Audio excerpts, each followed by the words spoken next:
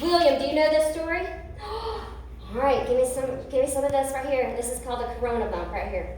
Yeah. All right. So I'm going to tell you one of the coolest stories in the Bible. And if you're kids out there, I want you to be listening. And in your kid packs, you have some pictures that you can color this story. And I want you to listen to it because I'm like the cool house.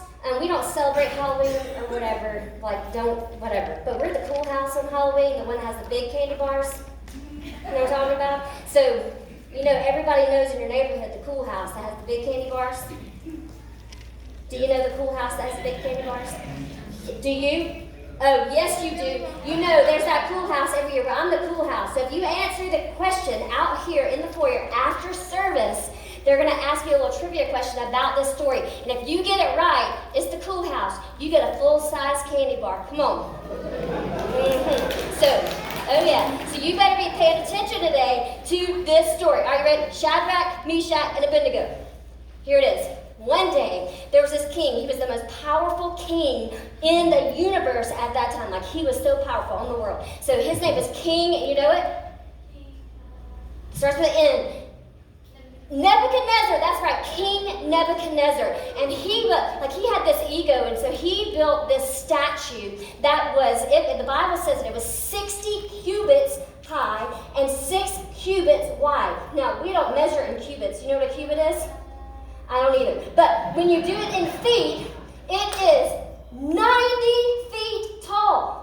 Now, I asked Pastor Jason, I said, how tall is the ceiling in the sanctuary? And he said it's a little bit less than 30 feet. Okay, so you see from the floor all the way to the ceiling is a little less than 30 feet. So if we stack 2 more buildings on top of this, that's how big this gold statue was. That's pretty big, right? And then it was 9 feet wide. So, if you stand back over that way just a little bit, scoot over that way just a little bit, and you scoot over this way just a little bit, I would say that's about 9 feet, you think?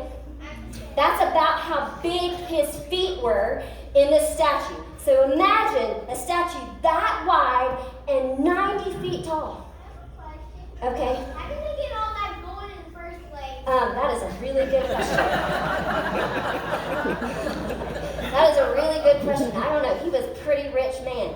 All right, so 90 feet tall, 9 feet wide. Okay, this is a big statue. And then he gave this royal decree. And they called all the major important people together in the whole province and the whole empire of Babylon. And they brought them all together. This was the who's who of Babylon. Like everybody that was somebody. Who's somebody to you? Like, do you know anybody famous? Hey, come on, say it. Your grandma. That's right. Your grandma would have been invited. Your grandma would have been. You are good.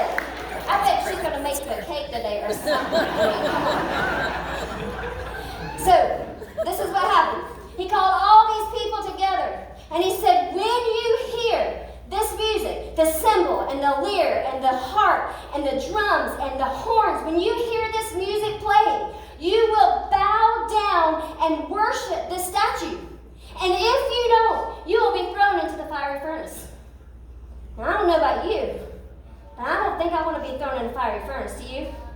No. All right, so this is what happened. They called all the people together, and there's hundreds and thousands of people, and they had this big statue. Remember how big it was? And they said, when you hear this music,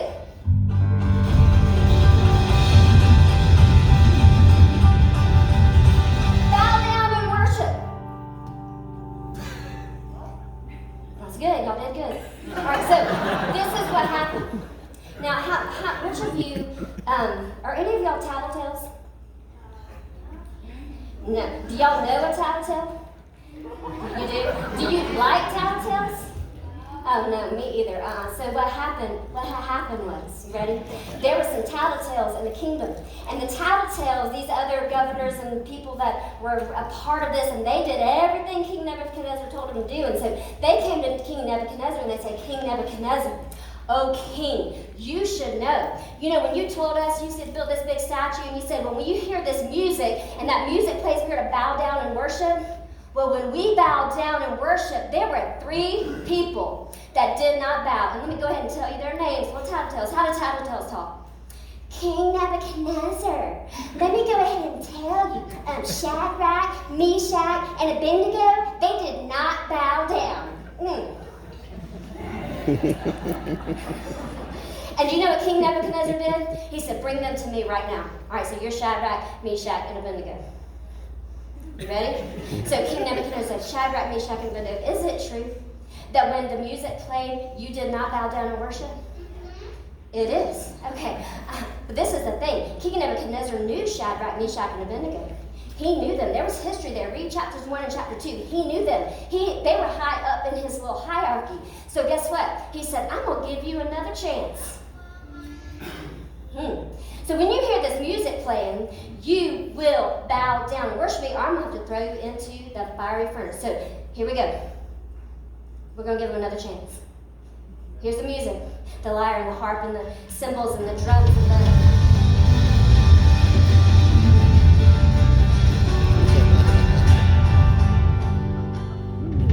King Nebuchadnezzar had given them another chance, and they did not bow down. And do you know what happened?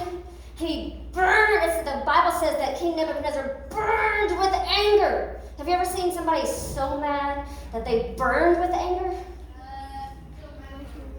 They're so mad they're red? Yes, this is what Nebuchadnezzar was. He was red. He was so mad. So he ordered the fiery furnace to be put up 7 times hotter than it already was. Oh, I forgot the best part. Hold on. King Nebuchadnezzar, when he said, who can save you from me? What God? Because you won't bow down to the God that I created. What God can save you? And do you know what Shadrach, Meshach, and Abednego said? What? Oh, they said, King Nebuchadnezzar, we will not bow down and worship. Our God is able to save us, but even if he doesn't, we will not bow down. And King Nebuchadnezzar got so mad, and that's when he ordered the fiery furnace to be ordered 7 times hotter. And they bound up their hands. So put your hands together like this. He bound up their hands, and he ordered the strongest men in the land to take them. Come on, get over here. Take them over here and throw them into the fiery furnace. And the furnace was so hot, the people that threw them in the fire died. Jump in the fire. Just, you get people, all the kids in here have been wanting to do this forever, and you get to jump off the stage.